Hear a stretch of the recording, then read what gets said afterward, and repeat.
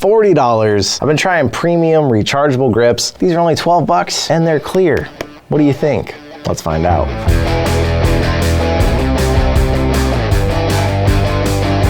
For Meta Quest Touch Controller Grip cover. That's all you need to know. No brand name, no nothing, no nonsense packaging. Well, maybe the nonsense comes when you try to open it actually. Oh wait, there's more. We focus on the best user experience and service for VR. We, as in the no-name company that dropshipped this to you, the random person who has nothing to do with VR that is just selling these to make money, cares a lot about your experience. They send you some nice in-depth instructions here because you couldn't figure that out yourself. They're a bit sticky out of the package, and they come with hair pre-installed. That's fun. No, it's just the weird fibers attract. Like, these are very sticky grips. They're gonna get really gross really quick. Feels like they should have came with some sort of lubrication on them because they are so dry and so sticky.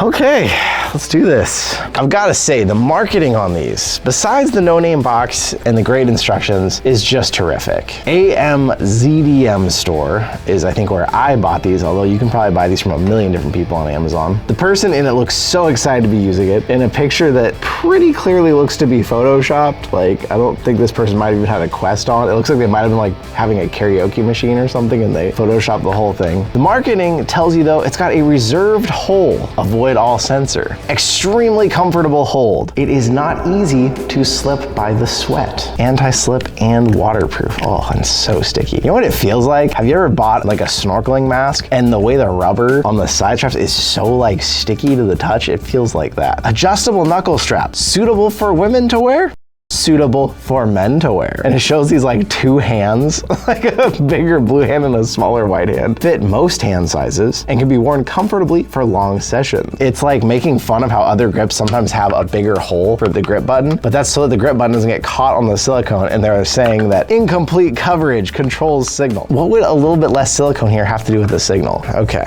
installation, it's just hard to get it in there. But once it's in, it looks bad. It's got like wrinkles here on the edges of these. On the funny thing too, these slots are nothing like the shapes of the infrared lights. It just feels so unpleasant in your hand. It feels so sticky. It feels like you drop this once and it rolls like by your couch and you will forever have pet hair and lint stuck to this thing. But the thing is, at least until you cover it in lint, you're never gonna drop this because it's so sticky. And there's plenty of extra slack here for you to play with while you're bored in game. Like, this thing isn't really attached at all, so you can just sit here and kind of flop it around. It's not blocking the buttons though, they're working. For real comparison's sake though, so other grips that are silicone, they're usually this kind of matte silicone that's smooth to the touch but still grippy even when it gets wet. This is not like that at all. I wish you could just reach through the screen and touch these and feel how unpleasant they feel. But it gives you a layer of silicone, it does do its job there. It's grippy, you're never gonna drop them, it's doing its job there. It's sort of not blocking the lights, I guess it's doing its job there. So I guess at the cheapest 12 bucks you'll ever pay for a set of grips, I guess it kind of does its things. So I guess at that point we do need to go play around and test it in game. We need to look at it through an infrared cam and see if it's blocking these lights. We need to actually drop it somewhere dirty and see how badly this picks up and maintains things on it, because that's a very real concern for a grip like this to me. And then we'll be back with some final thoughts for all of you on these $12 grips.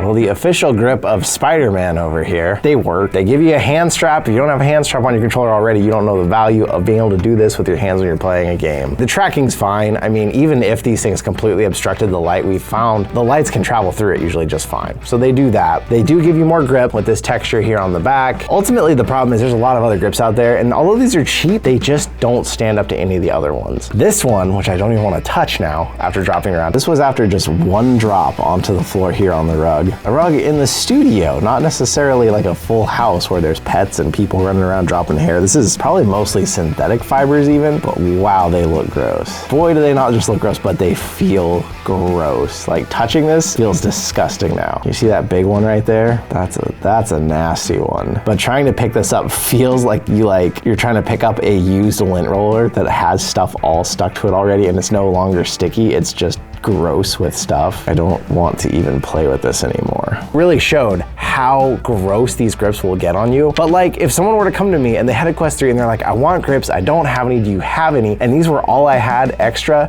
I would give them to them and be like, hey, here's these for now. Like, they work. They left a hole in case you want to have a hand strap, because some people are worried about the fact that they no longer have a wrist strap, even though they have a hand strap like this, where other grips don't allow for that anymore. Once you put the grip on, you lose the wrist strap altogether. So like, you have the advantage of that.